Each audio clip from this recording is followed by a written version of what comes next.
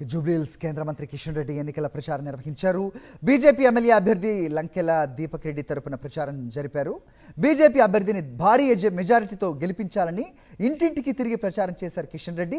Congress, BRS, MIM 3 కుటుంబ పార్టీలేనని విమర్శించారు.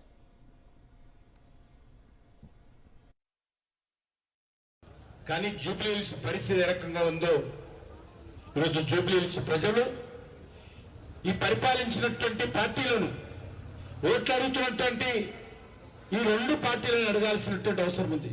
జూబ్లీహిల్స్ సంబంధించినటువంటి అసెంబ్లీ ప్రాంతంలో ఏ రకమైనటువంటి అభివృద్ధి జరగలేదు. చాలా మంది జూబ్లీహిల్స్ అనుకుంటే ఈరోజు ఖైరతాబాద్ అసెంబ్లీలో ఉన్నటువంటి నిజమైనటువంటి జూబ్లీహిల్స్ అనుకుంటారు. ఆ జూబ్లీహిల్స్ ఖైరతాబాద్ లో ఉంది.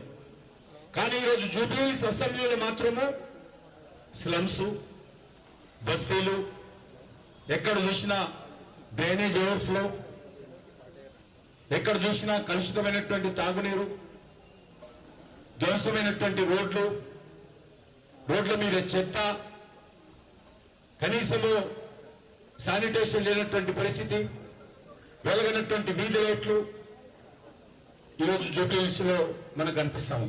బీఆర్ఎస్ పార్టీ ఉన్నప్పుడు బీఆర్ఎస్ పార్టీని, కాంగ్రెస్ పట్టాధికారం ఉన్నప్పుడు కాంగ్రెస్ పార్టీని శాసిస్తున్నది మజ్లిస్ పార్టీ.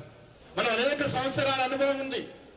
ఏ రకంగా మజ్లిస్ పార్టీ హైదరాబాద్ నగరంలో, తెలంగాణ రాష్ట్రంలో ఏ రకమైనటువంటి మత రాజకీయాలు చేస్తా ఉందో, గుండా రాజకీయాలు చేస్తా ఉందో మనం చూస్తా ఉన్నాం.